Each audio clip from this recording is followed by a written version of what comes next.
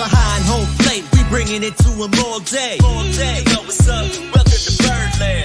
Win or lose, we bringing it to you always. Always. You know what's up? Welcome to Birdland. Orange or black, we rebuild the pack. No matter where we at, you know we coming back. Section 336, we on this, so tune in. You know what's up? Welcome to Birdland. Yeah, yeah. Welcome to Birdland. You know what's up? Welcome to Birdland. Birdland. Now, here come the boys from Section 336.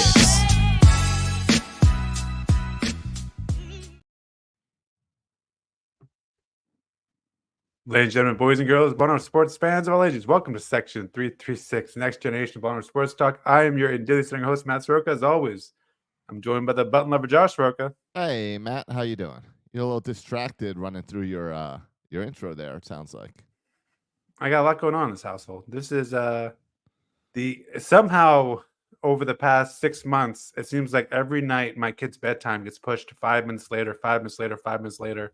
Yep. So that's where we're at right now. Yeah, it's what you have to do is just change the clocks.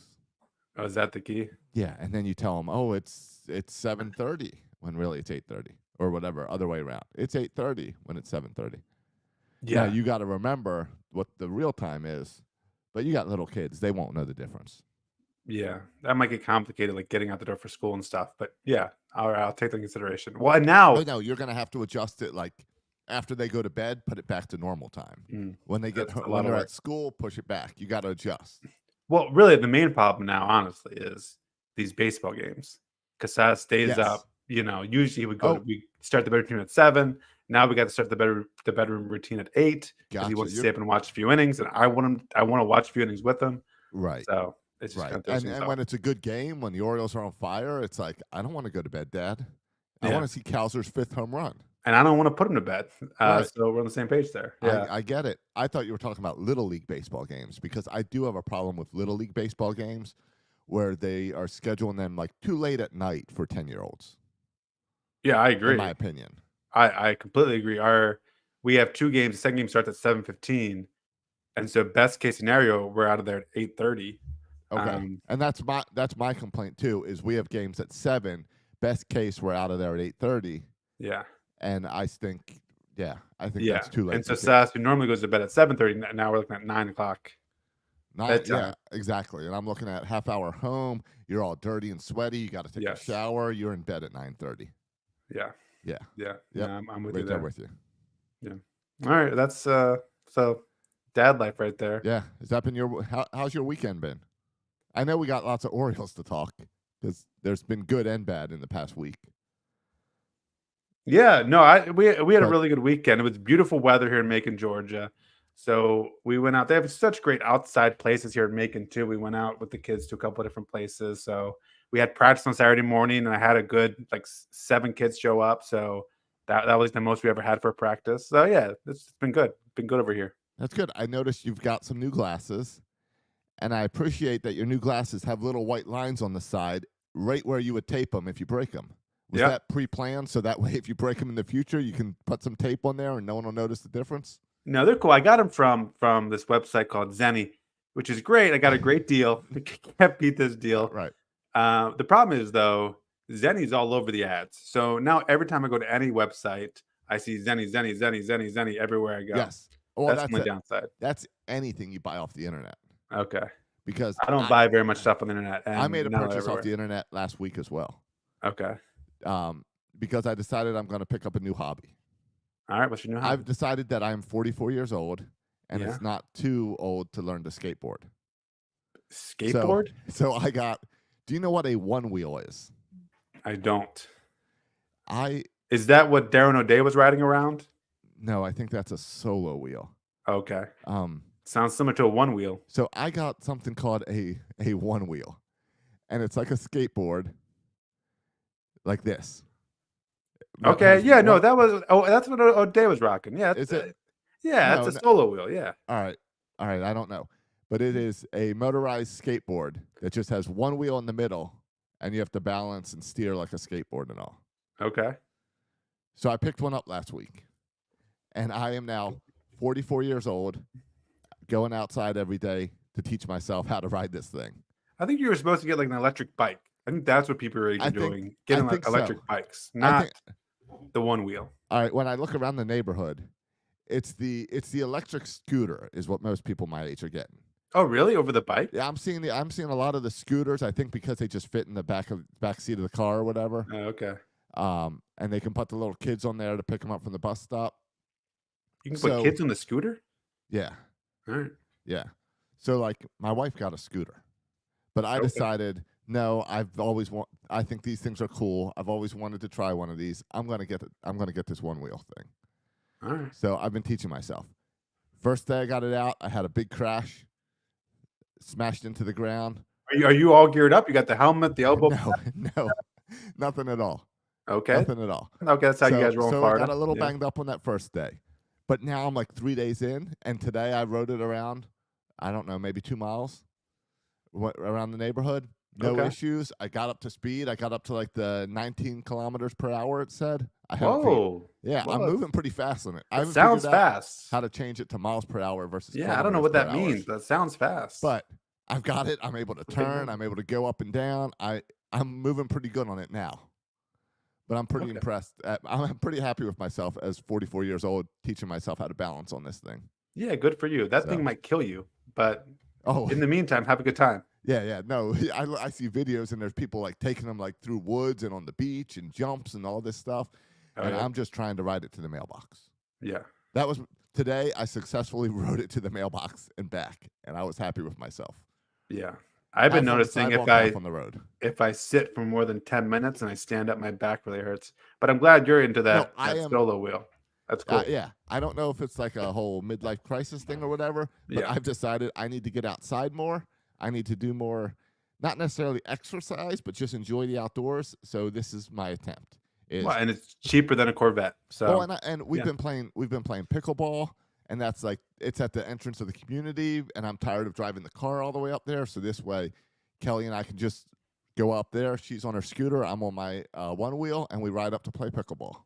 That's cool. So, or go to the pool or whatever. So we were getting this down, and I can't wait to try to put you on this next weekend when you're down here. Yeah, not likely. But no, I give it a try. I'll jump on there. And ride it around. Have you ever tried to get on one of those hoverboard things the kids do? No, never have. I've almost killed myself so many times trying. I can't do it. But I have been able to do this thing. All right. So. No surfing? I thought maybe surfing. You go the surfing route down there in Florida.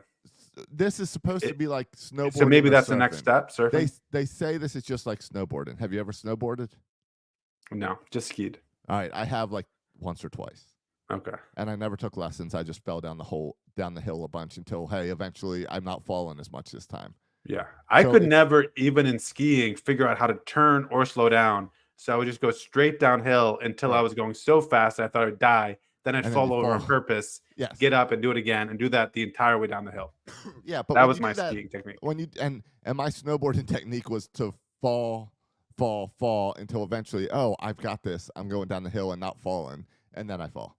Yeah. But when you do that, you're at least in winter gear. You're padded up. You're landed on snow. You're landing on snow. Yeah, sure. You got the adrenaline. Here, when I fall, I land on sidewalk. I fell real bad, and my goal was just, please land in the grass, land in the grass, land in the grass. And I think you should invest in some knee pads and elbow pads. Your body will thank you. Maybe even the catcher's gear. Maybe throw on some catcher's gear. As you go on the solo wheel. I have been watching videos, and there's a lot of beginner videos where the people are all padded up, like those old what was the show? Like Jackass, where they're all wrapped up in the bubble wrap. Yeah, I was thinking like when you see those dog training videos or something, right, where they're training those attack dogs. You're right, the attack dog suits. Yeah. Then people are wearing things like that, but no, I've been good.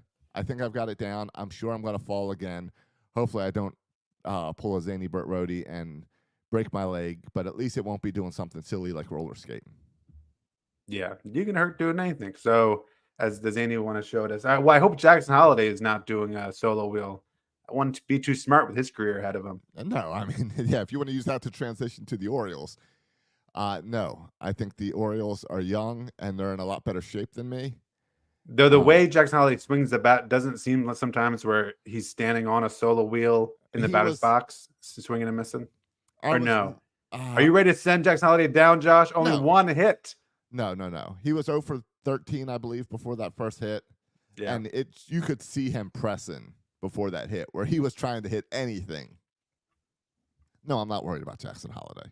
Okay. You're going to throw out some stat about Cal Ripken or Ryan Sandberg in their rookie year? No, but I'll tell you this. We saw Gunnar Henderson struggle for a month and a half last year, and then he won Rookie of the Year. So I'm not concerned. Hey, speaking of Rookie of the Year, and I have a theory about Jackson Holiday, but Colton Cowser shot up the Rookie of the Year if you're trying to get some money on that. Yeah.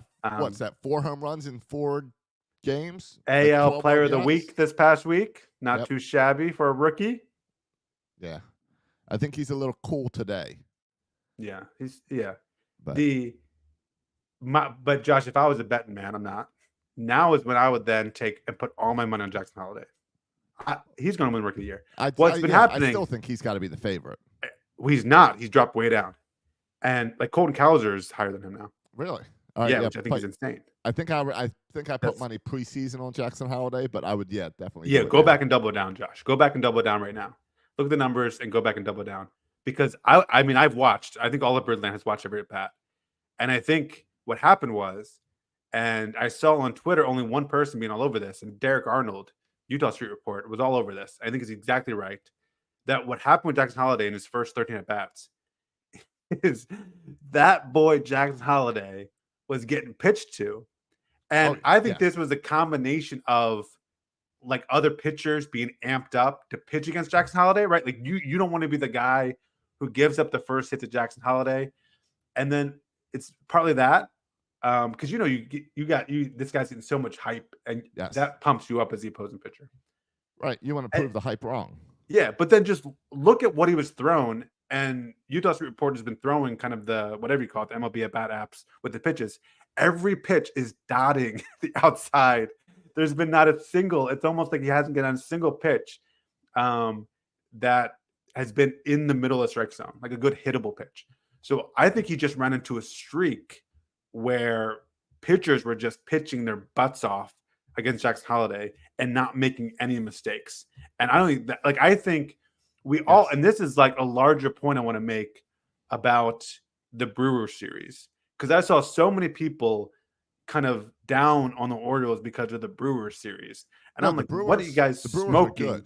Yeah, you got to give the other team credit. I mean, they were getting homers off Corbin Burns. I mean, you have to give the other team credit, and they came in really hot and they played really well.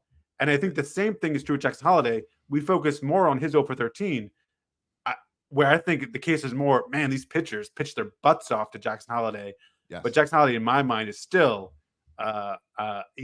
what happened in those past 5 games, those 13 at-bats or whatever, means nothing to me. I still think the same I thought of Jackson Holiday. I still think he should be the favorite to win the Rookie of the Year. If I was a betting man, I'd put my money on Jackson Holiday because he's that freaking good. He just ran into a bunch of pitchers pitching really well to him.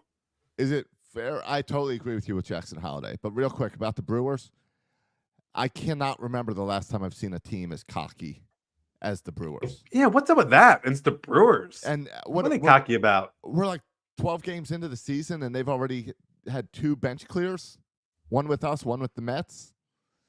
Yeah, and I was Team Brewers on that one with the Mets, but that Hoskins seemed like a jerk. William Contreras. Yeah. What was William Contreras doing? The dancing around third base. First inning. And then like a salute on home plate. Yeah, it was the first inning. It was 1-0. Yes. And then they showed the dugout and they're celebrating like they won the freaking World Series in the first inning, 1-0. Yes. A game they went on to lose, mind you. So act like you've been there before, Brewers, which is sad to say because I like 2 of their players a lot. DL Hall and Ortiz. And Joey Ortiz. Yeah, I like those players a lot. Seeing Joey Ortiz play really good against us. Oh, I liked it. I root for them to play well, even against us. I root for us to win, but I root for Joey Ortiz to play well. I hope he makes us regret trading him away. And I root for DL Hall, who struggled a little bit. And I root for DL Hall. I hope he's able to figure out this year and become a starter. I would love for DL Hall to be a yeah, those are 2 guys we're rooting hard for. But that Brewers team, I don't know what their deal is. But I don't know. Is there a bunch of Milwaukee hate and like that I've been missing That they think like they've got this cocky attitude that it's like them against the world. Yeah, I don't know. Maybe they're mad because their GM trades away their best players. I don't know, but yeah, they got a bit of a chip on their shoulder, Yeah. and yeah, But your whole but point it was a was fun series. your Oh, whole and they point have was Gary Sanchez, and Gary Sanchez, just from what a jerk he is. yeah. And we never know, by the way, no one ever found out why No one they won't say. the bench is cleared, which is funny too. No. McCann wouldn't say, and the other guy said it was a misunderstanding. Yeah, but they were pretty fired up at the moment. I love when benches clear, how the bullpens run side by side. Like we're going to run all the way out there, but we could have our own fight out here in the outfield. But no, we're just going to run out there to watch. Yeah, they're just getting the cardio in, and it's not, and that there's not enough history between Brewers, I think, and Orioles to get really heated. No, but Brewers, I'm telling you right now, the over under. What's the over?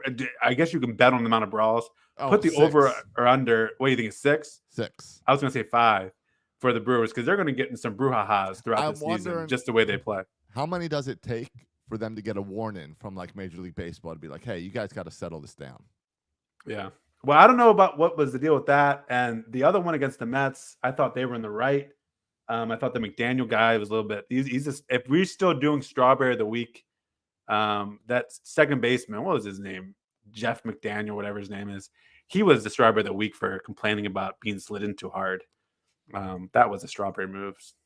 Yeah. But I was like, I was Team Brewers, and then they came here. Jeff McNeil, yeah, he was the Strawberry of the Week. But then they came here. I'm like, oh, they're kind of jerks. Yeah, you saw them here. Yeah, and Reese Hoskins, he's a punk, and Contreras is a punk. Like I know the Orioles celebrate with the Homer hose and the hydration station now and all that, but it's all in fun joy. It's not a jerk rubbing it in the other person's face. Yeah. It's kids having fun. Yeah, it doesn't seem directed at the other team, right? Like with Contreras, it felt directed at us, but correct. Maybe I was just mad we lost 2 out of 3, but we avoided the sweep, so the regular season sweepless streak is still on. Right. Even if you got to put the star on that for the regular season. Yeah. Thanks to those Rangers. Yeah. But so we talked about Jackson Holliday. I'm not concerned at all about Jackson Holliday, and you're not either. Even he had that play where Adley threw it down to him, and he should have gotten the tag down, and he didn't. Like, that stuff happens. I'm not worried at all. Yeah, I'm not worried at all either. Holliday's 0 for 4 tonight. Again, not concerned. It'll work out. Yeah. All that says to me is you can buy more Holiday stock. Every time he goes 0 for 4, right, you get a little bit better value on the Rookie of the Year. And we've proven enough, we know enough that at some point he's going to get comfortable in there. And when he's comfortable in there, he's going to go on a streak. Yeah, he's going to go off. And I remember people talking about Gardner Henderson last year. It's the same thing. First half, what's going on? Ends up winning Rookie of the Year. So right. I don't think it's going to be a first half thing. I think it's going to be any day now. Holiday's going to start blowing up. All right, well, let's talk about the other rookie, Colton Cowser. Dude, what a week, dude. He had an amazing week. Do you think that continues for the season? No. Do you think it picks up at all? Or do you think he comes back down to earth? Do I think that Colton Cowser will hit over 400 and have whatever it is, 100 home runs? Yes. I do not think he'll hit over 400 and have 100 home runs. Okay. What's realistic expectations for Colton Cowser? Yeah, it was interesting. They even moved him up in the lineup after a couple good games, and I don't usually see Hyde be that reactionary. Another interesting to watch is, will Cowser play against left-handed pitching? When he's this hot, he's almost got to play against everybody. But throughout the season, how much will he actually see against left-handed pitching? But certainly he has made the case that he should be the everyday left fielder, which can be a little awkward when you have another everyday left fielder on the squad. But so that's going to be interesting how Hyder juggles that. And to make it more awkward, Austin Hayes has an option left.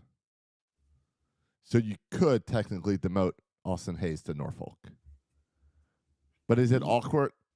At what point is it you're too much of a veteran for me to send you down to Norfolk.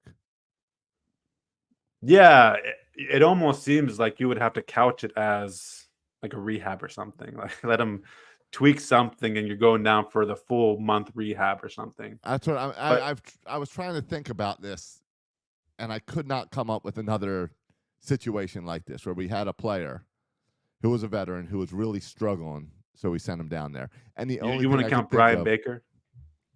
no, Okay. no, no.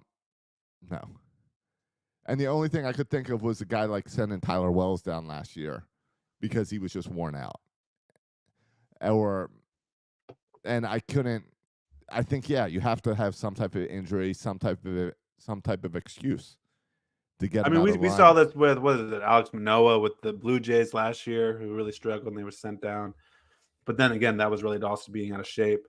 Right. I don't know. I think, Josh, I think this, and maybe we can revisit this, but for now, this Austin Hayes discussion, It's being blown up because it's he's still 39 at bats. Like, what and are we he's talking about here? 39 at bats. right, and he's still playing great defense. Yeah. So no, He's it's always been a streaky hitter. It's like the today, people complaining about Cole Irvin, who threw 4 2/3 and gave up 2 runs or something, and people are complaining that he's giving up batting practice. It's like everybody wants him to be Corbin Burns. Everybody wants Austin Hayes to be, well, and that's what I was these going to say. superstars. And you have role players, you have good players, you have great players.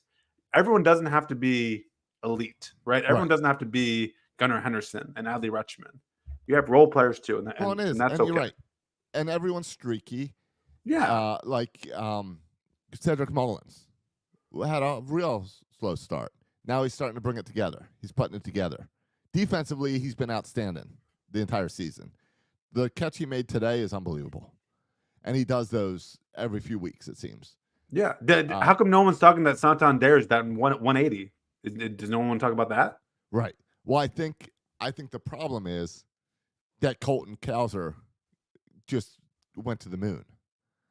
That he came in and played left field and just had himself a week. And that makes it look rougher on Austin Hayes. But you're right.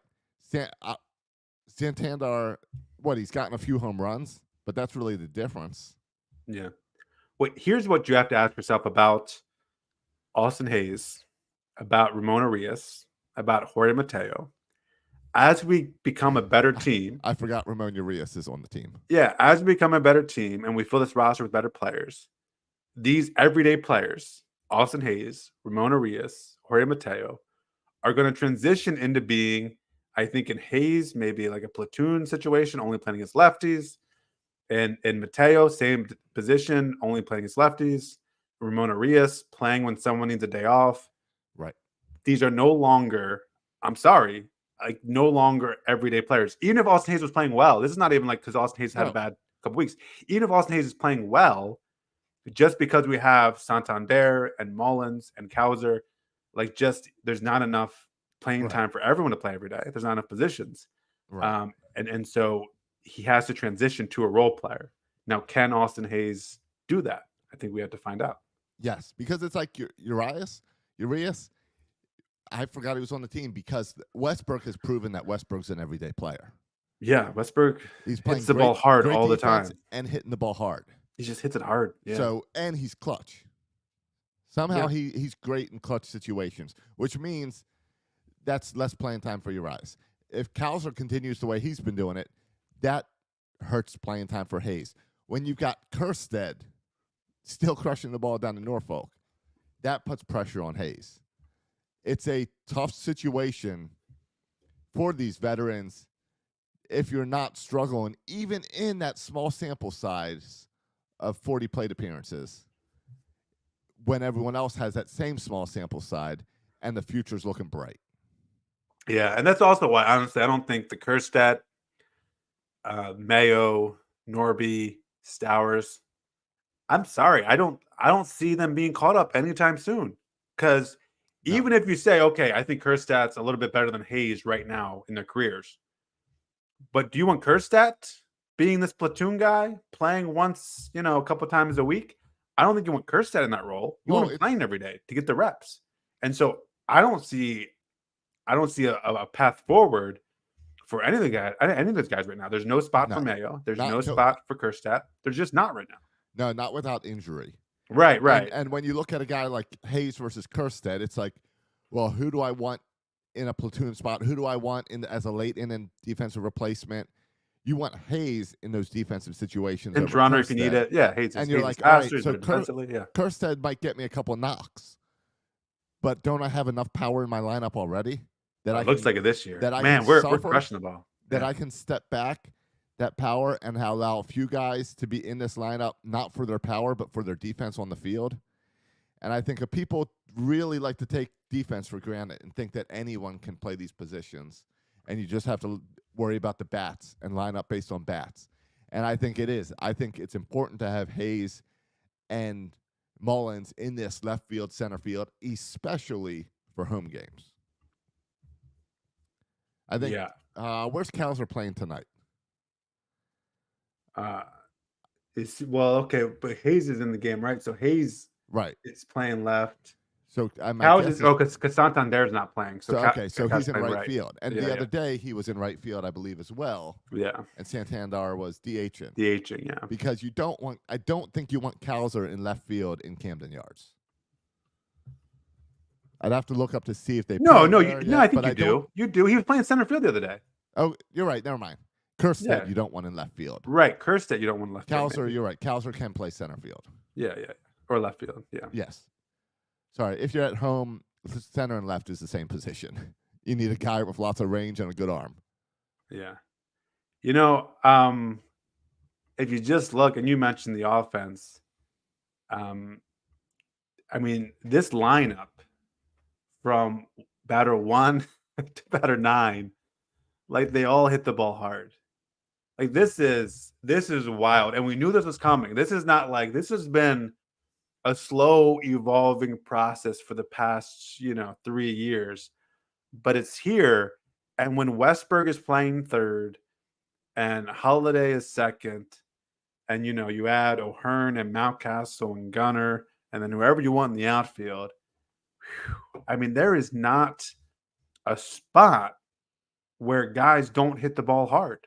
Like there's just not a spot in this lineup. You get to the bottom line and you think, oh, let me breathe at the bottom of this lineup when I can place guys like Westberg and Cowser.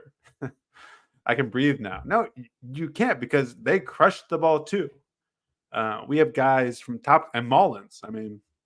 We have guys from the top to the bottom, and we're just such a balanced lineup at this point that I feel like it doesn't matter if our 2, 3, 4 guys are coming up in the next inning, or 6, 7, 8. Like I have no difference of feelings, right? Where in years past I'd be like, oh, 6, 7, 8 coming up.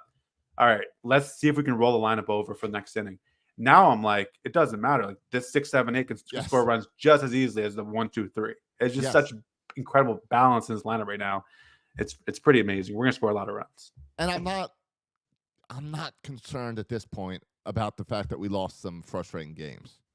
Like it wasn't a great week. We lost games that we should have won, and then we lost games that on paper you would think we would win. We got beat pretty handily by the Brewers. 2 out of 3. Yeah. Yes. Well, yes, and our pitching performed poorly, but then we crushed Boston, so that was all positives. Yeah. And then in Pittsburgh, those games were tough. Like we lost 2 out of 3, but they were tough losses. Yeah. You probably maybe one got away. Sure. Yes. So I'm not worried about any of that. No, but you're sitting here with a winning percentage of 600. I'm not worried about it.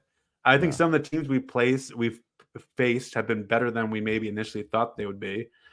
Like I think the Brewers, the Pirates, even the Red Sox, all fun under better than we thought. Did you share with me, or did I read it online about the stat that the teams we've played have like a record that like projects to like 101, 105 wins or something for the season? Yeah, total. And we're projected with that we'd get like 91 wins if we played this team and had this record at the end. Like, there's nothing to be concerned about. Yeah, just think about the Red Sox 9-8, the Orioles 10-6. That's who we played. The Angels, I know everyone said would be a dumpster fire, but they're 7-8, and they just recently dropped under 500. The Brewers are 10-4. The Pirates are 11-5. So we're just playing teams who are off to really good starts. Yep. And yet you look up and we're 9-6 in second in the AL East. And do I think the Yankees are going to win the AL East? I don't. Give me my roster against the Yankees roster. And I like it. And I think the thing also we have going for us, Josh, that these other teams don't, is we have just such incredible depth. Maybe not in starting pitching, maybe not in bullpen. I think there's maybe some concern there. But then again, you could argue we're rolling out 5 here and we got reinforcements on the way in Means and Bradish. We've got Means at Norfolk now rehabbing. We got Bradish, tomorrow starting at or later this week, starting in Bowie for rehab. So, Perez too. Perez. Yeah, it should be coming back soon. So to say we don't have reinforcements, we do. Yeah, I just think if you look at some of the, I know I don't want to upset On the Verge people, but if you look at some of the ERAs on some of the pitchers in AAA, all right, but what about Povich? Yeah, no, he's been pitching really well. Povich has been pitching really well. He's been the one guy that's been pitching really well. And yes, besides that, the reserves are guys that were hurt that are coming back. Yeah. But then, like that, again, if assuming health, and I'm skeptical of both Means and Bradish. I know. You will not count those guys as depth until they're back here in Baltimore pitching well. Yeah. I'm still. It's good to see Dylan Tate out there, though, because I was just thinking about Dylan Tate as a guy who everyone expected to come back last year and never did the whole year. And so I think that could happen with Bradish or Means or both. So we'll see. I mean, we see across baseball all these arm injuries, but once Means comes up, once Bradish comes up, it allows you to get, like, I think Cole Irvin and Tyler Wells, right, are the two guys that are obvious going to be those two guys who get replaced. But also, I think that strengthens your bullpen. I think at this point, we're starting to see enough of a track record that maybe Tyler Wells and Cole Irvin are better in bullpen roles. And so that's fine. Because then if Bradish and Means can come back, they can slide into probably where their strength is, and that is in bullpen roles. And so I think that's all well and good. And so, but in the meantime, there's no need to panic because we're 9-6 and we won a game. And I know Cole Irvin didn't get the win because he came out after 4 2/3 inning. Hyder can't get him in there for the extra out to get the win, but he gave us an opportunity to win. I thought you need 6 wins. Or no, you need 5 innings. You're right. Right. 5 innings to get the win, 6 for a quality start. Right. Yeah. So he's out away from getting a chance to win the game, but that's fine. He pitched well enough to get us to the bullpen and to do it. And we just need as our 5th starter. That's all we want from him is right. A good, keep us in the ball game. That's all we're asking. Right. And be that 5th starter for however long we need you to, because I don't think he's going to be there in July as the 5th starter. No, he's going to be in the pen. Right. And so just kind of bridge this gap until we get our pitchers healthy. And so I think that's fine. Again, you need these kind of role players, you need these innings eaters, whatever you want to call them, but you need those guys too, along with the Corbin Burns. Yep, I totally agree. And this team is just fun to watch. Yeah. Can I also go real quick about the Austin Hayes thing? All right. Back to Austin Hayes. I heard, I didn't witness this, I didn't hear this. I saw people talking about this. There was some mentioning about him being booed. And I just want to lay this out, that I am pro boo. I have booed Oriole players before. Okay, I know some people out there don't believe in booing your team. I respect that position. I disagree. But I know you wouldn't. But Austin Hayes has not reached a point to be booed by you. There's 3 factors that go into booing somebody. And Oriole fans, you have to know when to boo, and you have to meet these 3 requirements before you can boo a player. Okay? The first requirement is you have to be really bad. Okay? And so maybe Austin Hayes falls into that. Been really bad. Maybe. No, because defensively he's been holding his own. Okay. The second factor is you have to single-handedly cost us winning multiple games. All right. And right now, we're Right. winning too many games for Austin Hayes to somehow single-handedly cost us multiple games. Who's the closer that blew like 3 saves for the opening series? Yeah, Kevin Gregg. And so that was boo worthy. Right. And the third factor, and this is I call the Chris Davis rule. If you're making enough money, if you signed enough money, preventing the team from going out and signing other people because you signed so much freaking money, what comes with a lot of money is more pressure and the right for me to boo you.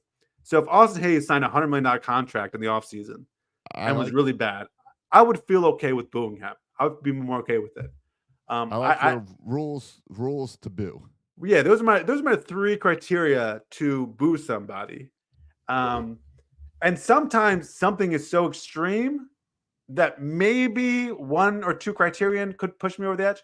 But for the most part, I don't think I booed someone since Chris Davis. And I booed Chris Davis because I like Chris Davis, a good person, good human, but he took a lot of money and didn't do anything for the Orioles with all that money. And so I think it was okay. I think it was okay to boo him. And it might have hurt his feelings, and I'm sorry for that. But he can go, use his $100 bills as tissue paper or whatever. I think toilet paper is the word you're looking for. Tissue paper? Kleenex? I was going for a Kleenex reference. Okay.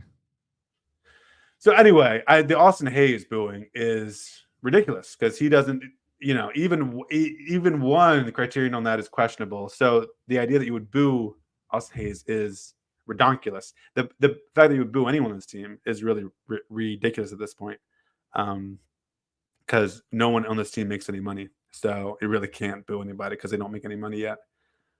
Maybe when we go out and sign somebody, actually, we could get some booing back. But yeah, so I just wanted to throw out my 2 cents there about the Austin Hayes nonsense that I saw happening. Josh, going back to the Brewers series, did the DL Hall, Joey Ortiz, did you get any kind of buyer's remorse on that? I know Corbin Burns got the win too, and DL Hall struggled a little bit, but Joey Ortiz looked really good. No, Ortiz looked good, but explain to me, if he was still an Oriole, where would he be? Norfolk. He'd be at Norfolk. Yeah. If DL Hall was still an Oriole, where would he be? Probably in our bullpen. Yeah. So I'm not concerned because I've seen Corbin Burns, 4 starts now? And he's put us in positions to win every time. Yeah. He does his part. Okay. So no remorse at all. Even 1 year Corbin Burns, and they're going to have Hall and Ortiz for 100 years, whatever it is. We still won the trade. Won the trade. At this point. It's too early to tell. But yeah, at this point, I feel good about it. I'm feeling good about it. You see Ortiz play so well, and you're like, well, what if it was Norby? Could we trade Norby maybe instead of Ortiz? But either way, the dude's blocked. Where is Joey Ortiz playing for the Orioles? He's not playing second. He's not playing short. He's not playing third. No, he's not on this team. Sorry. Yeah. And again, the same is true right now with Norby, Mayo, and Kerstad. I'm sorry, Mayo, you're not playing third right now. Right. Westberg's there. But the good news is Westberg may retire soon. Oh, no, wait. Westberg what are you talking about? Won't retire soon. And so poor Mayo, will be 30, hitting bombs in Norfolk with nowhere to go. Poor guy. How much fun was it this weekend to see, what was it? Kowser, Westberg, Holiday.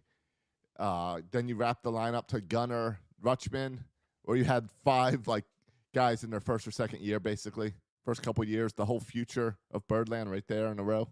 Yeah, they were showing today they were having a stat on Madison and hard hit ball. We were the only team with 3 of the top 14 hardest hitting position players or whatever, and they were all guys under 25 as well.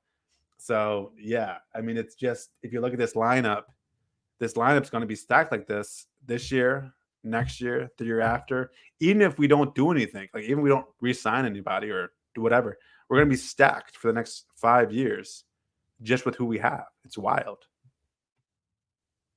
You lose Santander maybe, or Hayes a free agency, and you just replace him with Kerstad.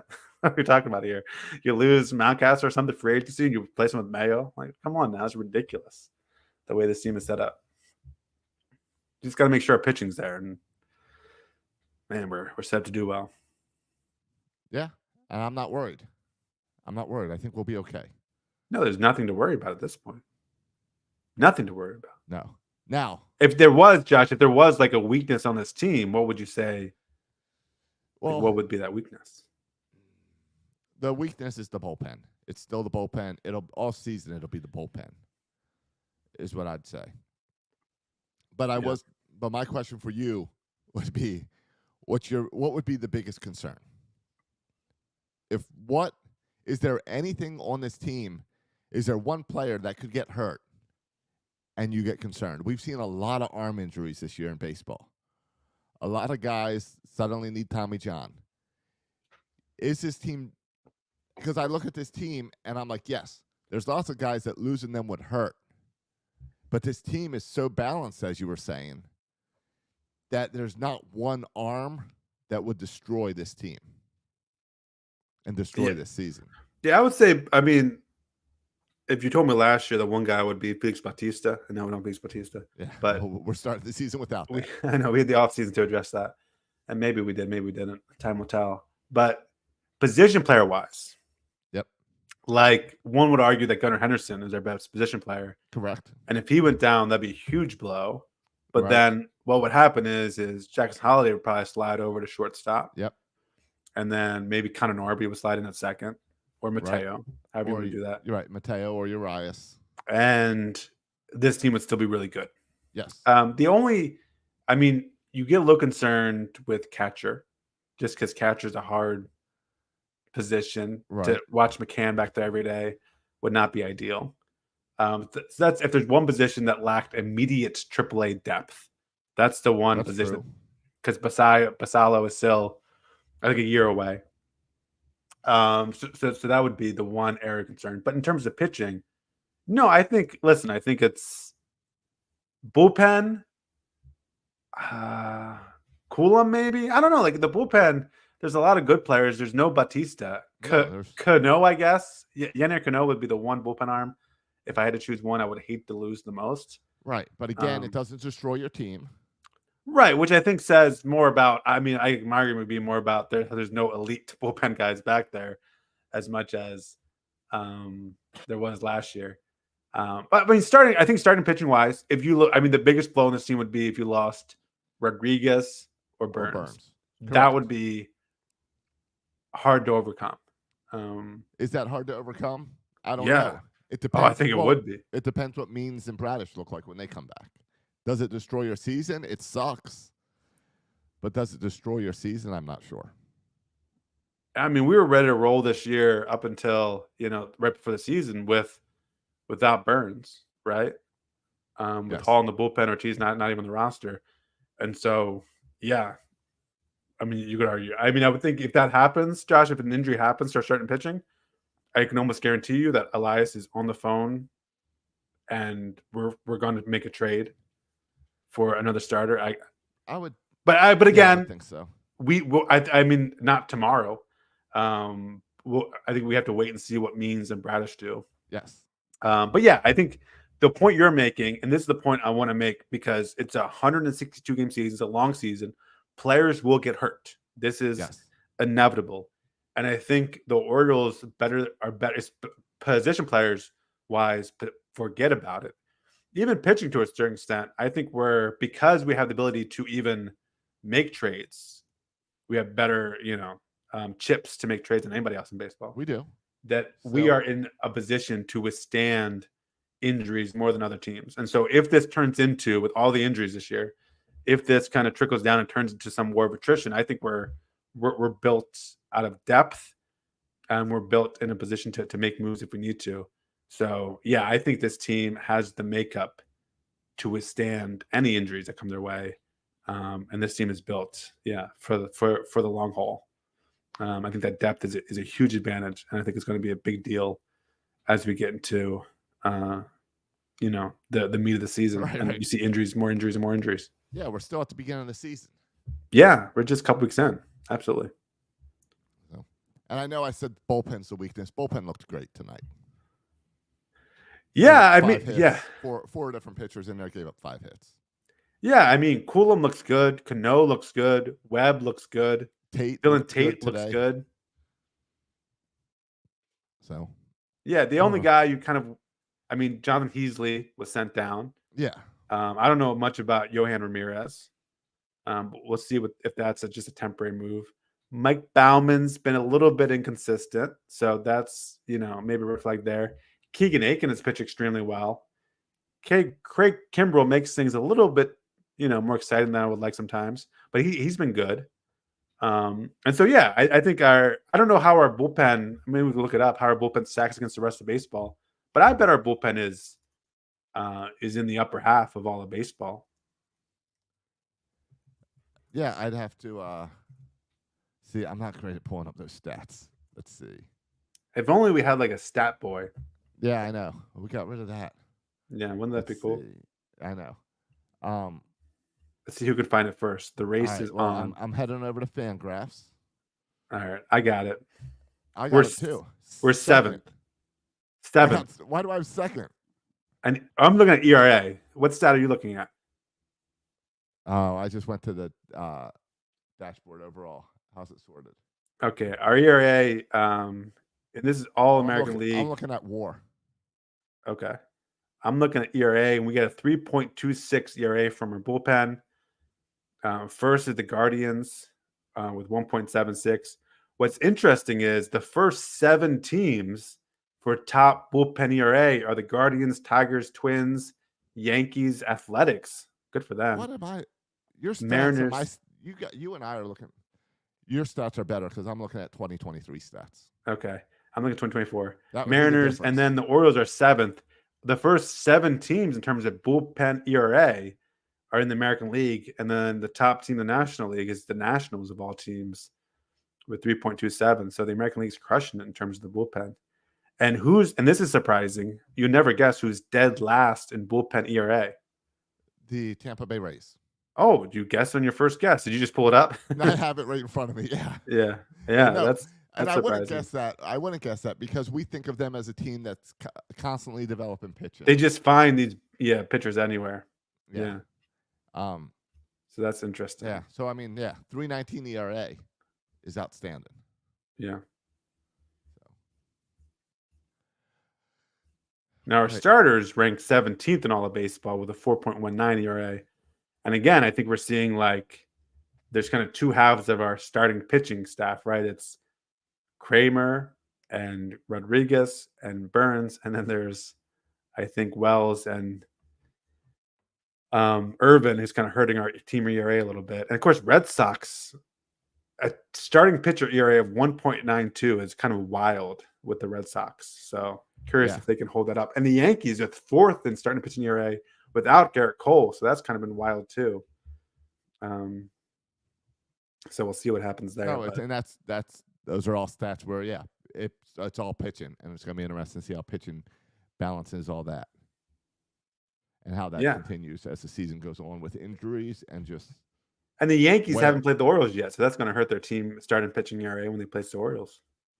Yeah, I mean that is part of looking at looking at baseball season 3 weeks in is there's no comparison. There's very little comparison of playing the same teams. Yeah, like we've all played different teams. It's hard to compare the Yankees schedule versus the Orioles when you haven't played each other. Yeah, and such a small sample size. Then, I mean, we talk one of the beautiful things about baseball, and I know people want to freak out when we lose a series, but the reality of it is, like the Oakland Athletics have been playing really well to start the year. Like weird stuff happens over small sample sizes, and so I don't know. I think sometimes we blow things out of proportion, but the reality of it is that any kind of small sample size, you're going to see bizarre things happening. I mean, I remember last year, everyone said, well, there's no team that could ever touch the Rays in the AL East after the first 2 months. Well, that's that didn't even take to the end of the year, right? To come midsummer, we were breathing down the Rays' necks. And so I think, it's good to kind of, I think you can, it's fun to kind of look at these storylines to start the season. But man, it reminds me of Buck Showalter, who talked about how, over 162 games, you're not going to fool anybody. You are going to be who your record is over 162 games. These kind of stuff evens out. And like I said, I think the Orioles are built for that long haul. So I think we're going to look up here in in July, and I think we're going to like where we're sitting at. And I don't think if you look at other teams like, I don't know, the Oakland Athletics, I don't think they're going to be sitting there around 500 in July, but we'll see what happens. Oh, totally.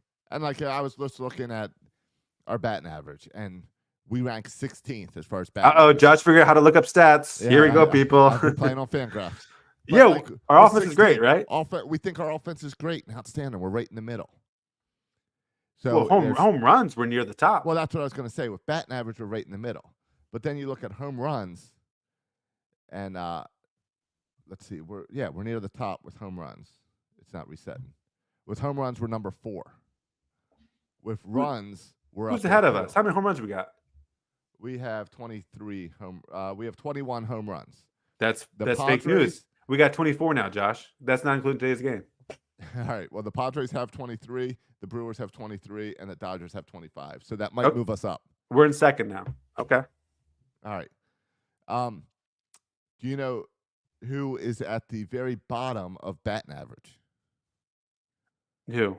The team we just played, the Minnesota Twins. Oh, yeah. Look at their lineup. Everyone was hitting 100. Yeah, they got a team average of 185. Okay.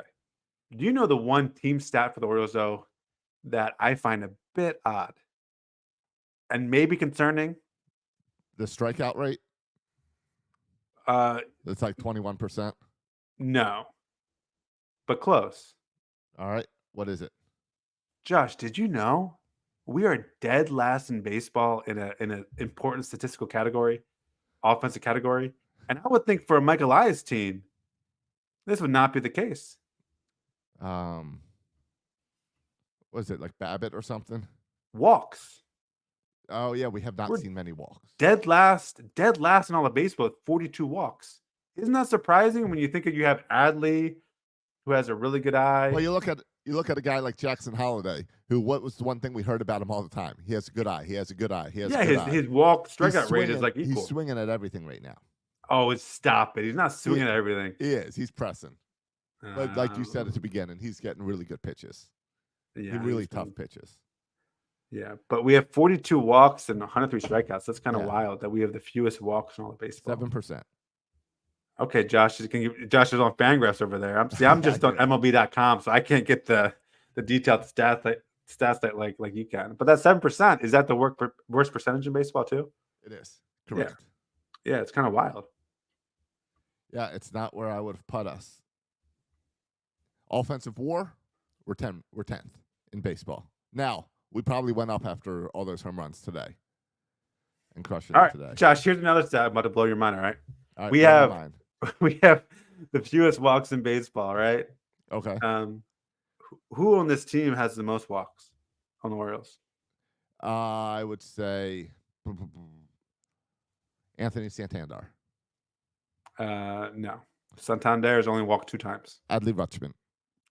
No, he's only walked 5 times. Austin Hayes. No. Cedric Mullins. Nope. Colton Cowser. Nope. Jordan Westbrook. Nope. It's all day. You never guess. It'd be James the last McCann. guy. Nope. Jorge Mateo. Nope. He plays first base. Free swinger. Oh, Ryan Mountcastle? Ryan Mountcastle. That would have been my last pick. Yeah. A walk, 7 walks, 10 strikeouts. It's kind of incredible. Yeah. But leads the team in walks. Ryan Mountcastle. Who saw that coming? Yeah, it's a third of all the walks we have. Yeah, right? It's kind of You wild. say we had 21 walks or something? No, we have 42. All right, so never mind. A 7th or whatever it is, 6th. Yeah, 6. Yeah, we do math over here. But, all right, that's the most stats we've had in a show in a while. Yeah, but it's just kind of wild. And so I don't think at the end of the season we're going to look at Ryan Mountcastle having the most walks on the team or the Orioles being dead last in walks. Correct. It's just it's interesting because our offense is humming, I feel like, and we're not walking either. So something to watch out for. Yeah. Can I also say I love these 6:30 starts?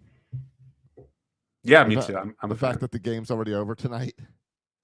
These are great. Yeah. I mean, our schedule is kids get home from school, we hang out, do stuff, eat dinner, usually go play outside until 6:30. Then we come in and watch the baseball game. That's what we did today. And it's just it makes the whole evening flow nicely, Right. as Now, opposed to just hanging around till 7. right. Now, next week we have some games in LA. So we're going to have some 10 o'clock games. Oh, really? Okay. But I'll tell you what, I don't mind the 10 o'clock starts. Yeah. There's something appealing. Because We can get all the kids to bed, and you get all the kids to bed. At that time, you can even get the wife to bed, and then you're just, let me watch baseball. So it's cool. I like the 6:30 games because you can watch them with the kids, and I like the 10 o'clocks because it's my time. yeah, no, I buy that. I agree with you until about midnight, and then I'm like, I don't know if I can stay awake for this. My favorite is West Coast games on the weekends. Yeah. Give me a Friday 10 o'clock start. Yes. Though I don't know, it doesn't really affect me. Because I'm up at freaking 6:30 with these kids anyway. Yeah, it doesn't matter. In fact, work days are easier days than the weekends, actually. But Josh, I just got the email from the Bowie Bay Sox. The email from the Bowie Bay Sox. Cobb Bradish, I got the code for a discount to Cobb Bradish's rehab start on Tuesday, tomorrow. I've got that email as well. Yeah, so he does. Hey, so if you want a $10 box seat, the code is Bradish. Yeah, no, I'm not doing Cobb that. Bradish. But I am coming down this weekend to see the Jumbo Shrimp play the Norfolk Tides. So I haven't seen the Norfolk Tides play. Wait, have I ever seen the Norfolk Tides play? I may have never watched the Norfolk Tides play. Norfolk is the one minor league stadium I have not been to for the Orioles. I have not been there, and they went to Gwinnett last year, but we got tickets and went, and it rained out. So I actually don't think I've ever seen the Norfolk Tides play. I know I've never seen them playing home, but I don't think I've even seen them play away before. So, yeah, and I haven't been to a Jumbo Shrimps game either. But Sass and I are going to make the drive down and see some Jumbo Shrimp to see what you think of this stadium, because I think for a minor league stadium, I think it might be the best minor league stadium I've ever been to. Oh, really? Because I think that about where the Gwinnett Stripers play. And it might just be that the Orioles minor league stadiums stink. And it might I think that's true. I think that's true. I think that might be it. Is like I went here and I'm like, oh, these are outstanding games. I think the newest stadium I've been to, which was pretty nice, was the Fredericksburg. I think the Fredericksburg Nats. The oldest and crappiest stadium I've been to was the Marva Shorebirds. No, and they actually did some. Did they do some renovations? They have a cool little boardwalk that goes around the entire outfield, which is kind of cool. All right, last time I was there, it was just concrete, and it was like a step up from high school. Oh yeah, it's gotten a lot better. I mean, I hope Adam Pohl's not listening, but I don't think Bowie Bay Sox has a nice stadium either. That's not nice. No, Bay Sox it's just an older stadium. Yeah, there's something. I always talk about the magic of baseball is the fields and how every field has something magical and something different in it. Yeah, and a lot of minor leagues and stadiums like the Bay Sox is just a plain boring stadium. I mean, my kids love the freaking carousel over there, so that's something they got going on. All right, they got the carousel. Yeah, but no, the Richmond Flying Squirrels. That's the worst stadium I've been to for a minor league game. Okay. That's the worst. What are you when are you coming down? I gotta wait and see what my work schedule is. I want to come down. I'm coming down Friday. All right. My plan is to go to Friday night game. All right. And the Saturday night game. That's my plan as well. I'm trying to get Sass out of school early, and because it's about a 4-hour drive, and leave work early. I just got some work stuff I gotta figure out the timing of to see if I can get Sass out of school early. But I'm gonna leave as early as I can on Friday.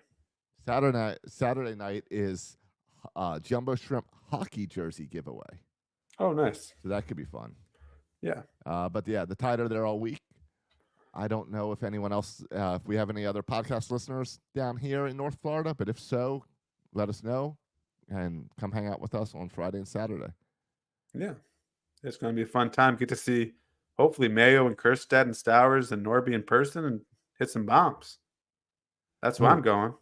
Man, the Orioles, the Tide play tomorrow at 11:05. Maybe I need to work from the ballpark. It's an early game. Yeah, the Orioles have a Wednesday 1 o'clock start, I saw. That's always a nice one. Get away. Yeah. All right. Ready to wrap this thing up? Yeah. Let's do it. Let's hope the Orioles continue to dominate over the Twins this week. And then we'll see the future even more this weekend. Yeah. I'm just Josh went the whole episode without mentioning the new Homer host, so that's a win as well. It would be called the Hydration Hydration Station. Station. And I'll tell you, you want to know my thoughts on it? I Yeah. like it. I need to get an updated shirt, but I cannot wait to see a grand slam hit and see all 4 guys chugging from the hose. Yeah, that's gonna be awesome. I love that they've got 4 tubes, so if you're on base, you get a chance to party too. Yeah, and what you need is a shirt that had that sticker. What did that sticker say? Like helping each other or something with a couple people using the Homer hose? I don't know what you're talking about. I just saw Okay, the there's sticker on the Homer hose thing that said the Homer Hydration Station. Okay, there's another sticker. Which I assume they put that sticker on to say, "Don't call it a beer bong. We're good." Yeah, even though if you look, someone was on YouTube, there was a clip from he went Ryan O'Hearn's getting high fives in the dugout, and clearly someone's talking about the dong bong. Get the dong bong out. Yeah, That's awesome. Yeah, but no, there's a sticker talking about how helping each other or something. They right. got to check out. That would make a good T-shirt. Well, that'll make its way onto a T-shirt, I'm sure. I am Yeah. behind on my T-shirt work. I have a Kowser shirt from last season, but I've got multiple designs just sitting on my computer half done. So, Okay. let's see. So Kowser needs one, and whatever that is, I will get that shirt out as well. Yeah, did you have a Kowser T-shirt with something about cows or mooing or something? Yeah, I've got a holy the milkman. I've got a holy Kowser shirt with a cowbell currently up there. Okay. And I have a milkman shirt on its way, as well as a shirt for kids that's partially done. That is an actual cow playing baseball as a celebration of Colton Kowser. All right, cool. So that is how I am handling that. But yes, I've got to find the teamwork sticker, and then I will get that signed and put on a shirt as well. Yeah, that's cool. And you can, check out all Josh's shirt updates at Berland Sports. You can follow us on all your social media platforms. I just pulled up our Instagram. We're at 336 followers. So I'm not sure if we want to mess with that 336 followers. On what? On Instagram. On Instagram. Oh, okay. Yeah, I know we don't frequent Instagram. We never mention Instagram. I know. We have an Instagram page, though. But we got 336 followers on there. I found the teamwork sticker, and that will be making its way onto an Orioles shirt ASAP before someone else. Yeah. And you can also follow us, of course, on Facebook and X and TikTok. We're on all those platforms. You can follow me on X at Section336. You can follow Josh on X at Josh Soroka. Thanks for listening, boys and girls. And as always, go O's.